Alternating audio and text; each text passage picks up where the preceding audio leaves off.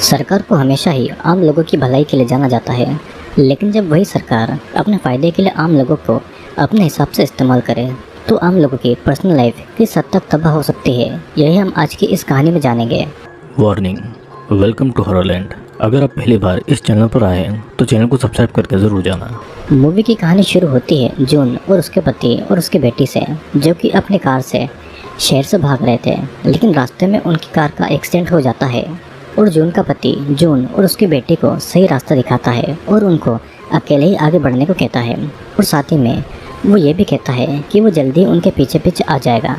जून अपनी बेटी को लेकर उसी रास्ते से आगे बढ़ती है, लेकिन कुछ ही देर में जून को एक गनशॉट की आवाज़ सुनाई देती है, मतलब कि उसके पति को मार दिया गया था और जून अपनी बेटी के साथ में जंगल में एक जगह पर छुप जाती है, लेकिन वहाँ की आर्मी आकर जून से उसकी बेटी को छीन कर ले जाती है और जून को भी बेहोश करके कहीं दूसरी जगह पर ले जाया जाता है। अब कुछ दिन के बाद हम जून को देख पाते हैं, जो कि लाल कपड़े पहने एक अमीर आदमी फ्रेड के घर पर मेड बनी हुई थी, लेकिन जून का काम घर का काम करना नहीं था, उसको किसी और वजह से यहाँ पर लाया गया था और ये बात मैं आपको आगे बताने वाला हूँ। फ्रेड की वाइफ सेरेना भी जून से कुछ सवाल पूछती है और उसे ये बता देती है कि अगर जून ने कोई भी गलती की तो उसे अथॉरिटीज़ के हवाले करके उसकी जगह पर किसी और मेड को रखा जाएगा।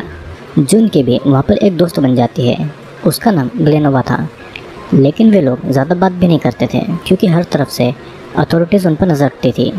वहाँ पर काम करने वाला एक लड़का जून से बात करना चाहता था, लेकिन काम के अलावा और कोई बात वहाँ पर नहीं अलाउड थी।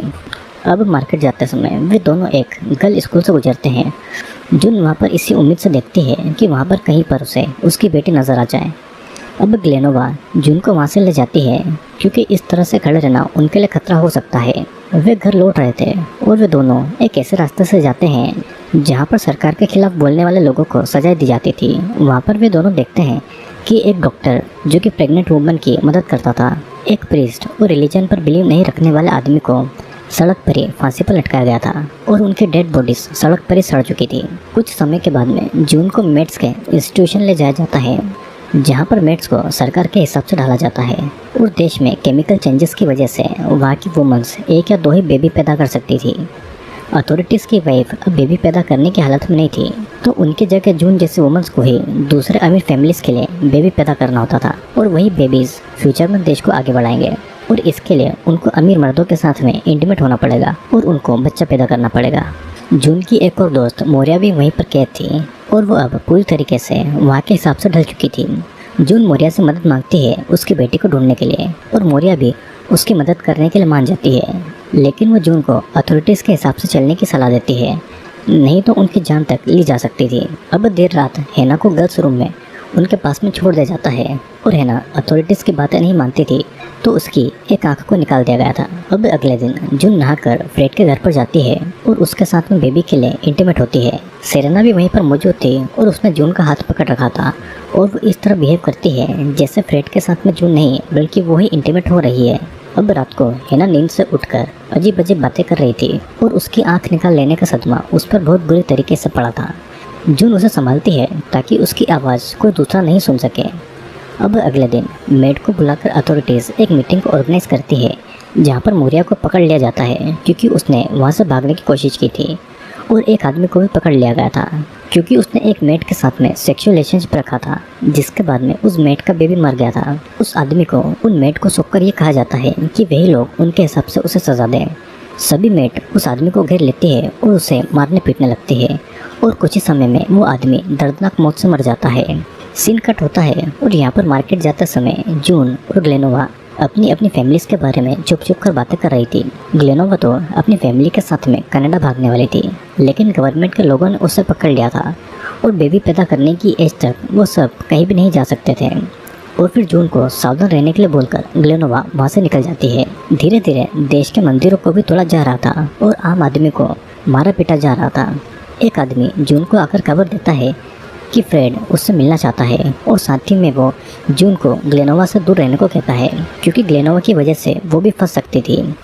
सभी मेड को एक अमीर आदमी के घर में ले जाया जाता है, जहाँ पर हैना एक बेबी को जन्म देने वाली थी और जून को अपनी प्रेगनेंसी का टाइम याद आता है जहाँ पर उसका हस्बैंड उसे टाइम पर हॉस्पिटल तक ले गया था और जून का ही एक ऐसा बेबी था जो कि हॉस्पिटल में अकेला जिंदा डिलीवर हो पाया था। इधर डिलीवरी के लिए सभी हेना की मदद कर रहे थे और उसी दौरान जून ग्लेनोवा को बता देती है कि फ्रेड ने उसे अकेले मिलने बुलाया है और ग्लेनोवा उसे सावधान रहने को भी कह देती है। जब हेना का बेबी डिलीवर होने वाला था तो अमीर वुमन ऐसा बिहेव करती है कि जैसे कि उस बेबी को वही डिलीवर कर रही है। बेबी के डिलीवर होने के बाद में उस बेबी को उस अमीर वुमन के हाथ में दे दिया जाता है। हेना की बात को तो सभी लोग भूल गए थे और बस दूध पिलाने के लिए ही बेबी हेना के हाथ में दिया जाता है, जिस दौरान हेना अपने बेबी को जी भरकर देख लेती है क्योंकि उसे अब कभी भी बेबी को देख पाने की कोई भी उम्मीद नहीं थी। अब वापस जाते टाइम ग्लेनोवा जून को अमीर लोगों से सावधान रहने को कहती है क्योंकि वे लोग भरोसे के काबिल नहीं थे। और शाम को जून फ्रेड से मिलने जाती है। फ्रेड यहाँ पर जून से बहुत अच्छे से बातें कर रहा था और वो यहाँ पर जून के साथ में बोर्ड गेम खेलता है और उससे बातें करता है। वो उसे फिर से अपने घर पर उस गेम को खेलने के लिए इनवाइट भी करता है।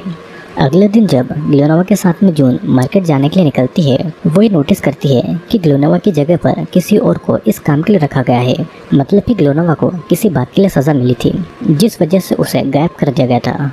जून की जो इकलौती अकेले दोस्त थी अब वो भी नहीं रही थी और ये सब अब जून को अकेले ही सहना होगा और अपने बेटे को पाने की उम्मीद में उसे ऐसे ही जीना होगा। इस मूवी में ये बताया गया है कि देश में केमिकल रिएक्शन की वजह से वहाँ की औरतों में बच्चों को पैदा करने की क्षमता कम हो गई थी क्योंकि बच्चों को पैदा करने में उनकी जान को भी खतरा था। तो सरकार ने इसीलिए आम जनता की फैमिली को तबाह करके उन लोगों को अमीर लोगों के हवाले कर दिया जाता है ताकि वे उनके लिए बेबी पैदा करें। अमीर औरतें ऐसा बिहेव करती थी कि जैसे कि बेबी वही पैदा कर रही है और इस तरह वो माँ बनने की फीलिंग लेती थी, लेकिन जो असल में माँ थी उनका बेबी पर कोई भी हक नहीं था और माँ होकर भी वो माँ नहीं होती है। बच्चा पैदा करने के बाद और कोई गलती करने के बाद उन औरतों को गायब कर दिया जाता था, जैसे कि हेना और मौर्या को किया गया था। जो भी सरकार के खिलाफ जाता था उसे सजा के रूप में मौत दी जाती थी। ऐसा कहते हैं कि कानून के हाथ बहुत लंबे होते हैं और अपराधी कितना भी शातिर क्यों ना हो वो पुलिस के हाथ से चढ़ जाता है, लेकिन कुछ अपराधी ऐसे भी होते हैं जो कभी कानून के शिकंजे में नहीं फंसते हैं और आज भी वे एक रहस्य है। तो आज मैं आपको ऐसे ही एक कातिल के बारे में बताने वाला हूँ जिसने 30 से भी ज़्यादा लोगों को मारा है और इतना ही नहीं, वो खुद पुलिस को पत्र लिखकर हत्याओं के बारे में जानकारी देता था, लेकिन लाख कोशिशों के बाद भी पुलिस उसे नहीं पकड़ पाई और वो हमेशा के लिए एक रहस्य बनकर रह गया।